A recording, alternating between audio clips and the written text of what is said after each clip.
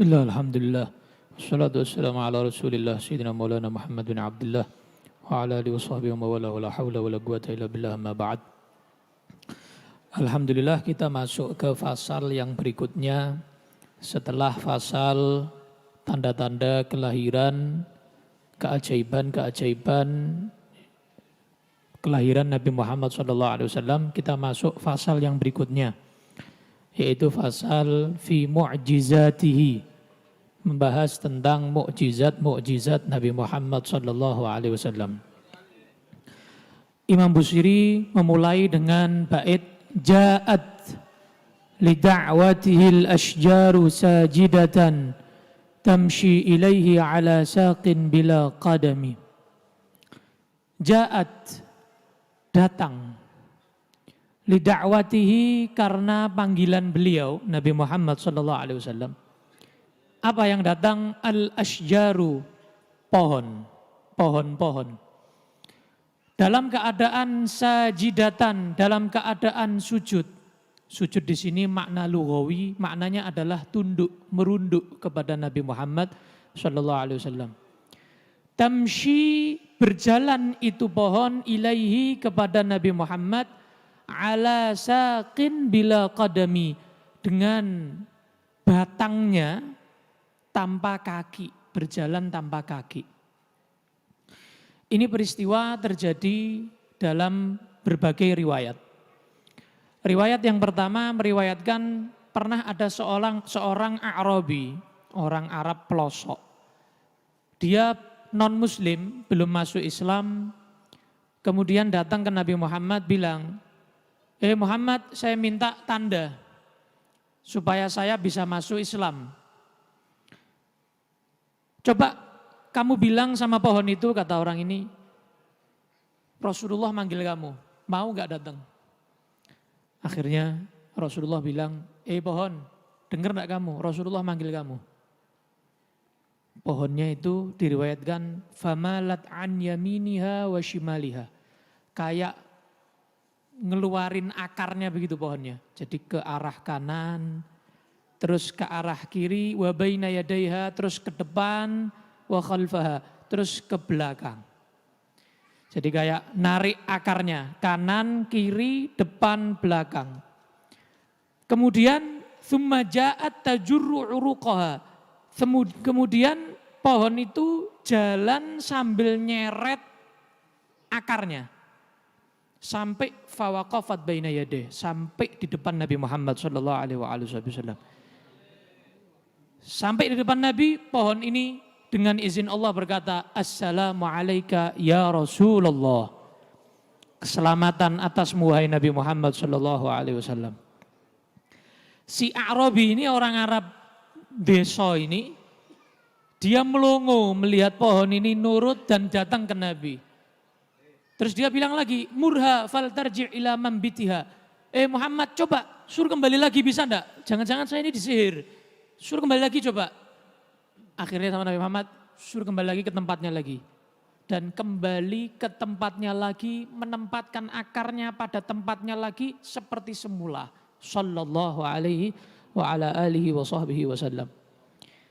Dalam riwayat yang lain, si A'rabi ini ada riwayat tambahan. Si orang Arab ini menyatakan begini, masuk Islam, kemudian menyatakan begini, Rasul, izinkan saya sujud sama kamu sebagaimana pohon tadi sujud sama kamu.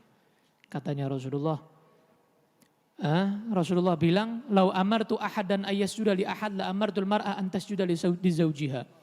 Kalau saya nyuruh seorang hamba sujud kepada seorang hamba, maka saya suruh istri sujud kepada suami, dari besarnya haknya suami. Cuman gak boleh, dilarang sama Nabi sujud sama makhluk.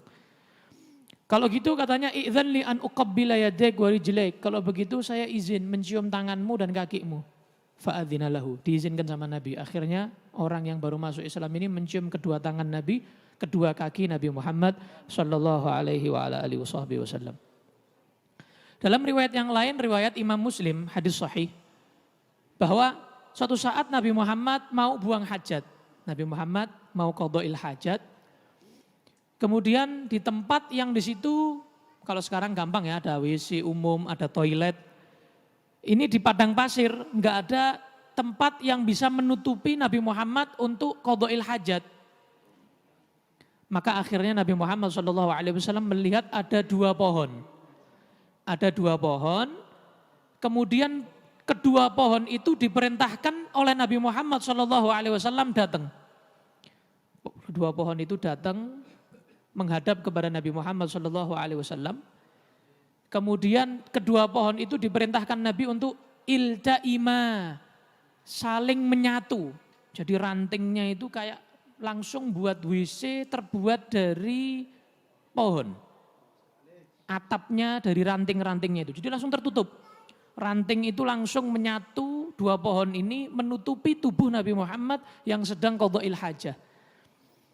Maka selesai daripada itu Nabi Muhammad menyatakan kembalilah kalian ke tempat kalian lagi. Akhirnya kembali lagi seperti semula sallallahu alaihi wa ala alihi wa sahbihi wasallam. Kemudian Imam Busiri menggambarkan jalannya ini yang lebih menakjubkan lagi. Ka'annama satron,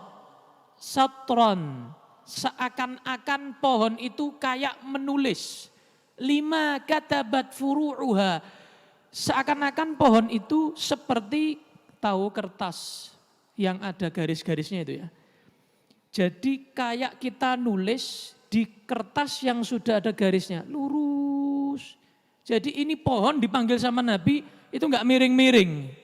Dia kan narik apa tadi? Akarnya. Dia lurus ke Nabi Muhammad. Seakan-akan sudah ada, kayak di jalan raya dulu ada garisnya, ada markanya begitu. Jadi lurus katanya Imam Busiri. Ka'annama satron lima katabat furu'uha.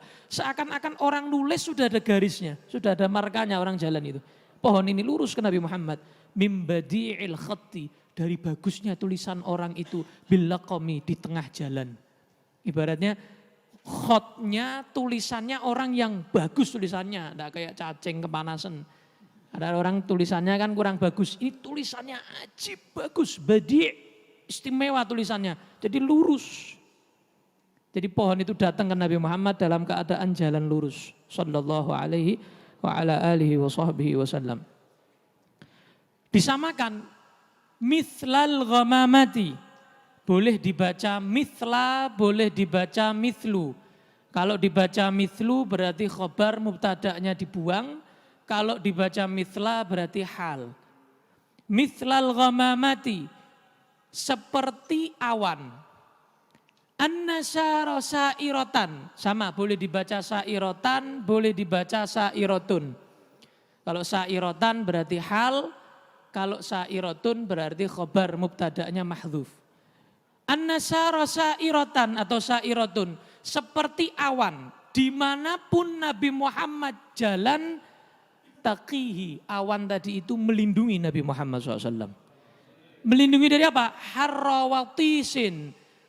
Diibaratkan Imam Busiri, panasnya zaman dulu itu kalau masak pakai tanur. Tanur itu wadah dari tanah liat.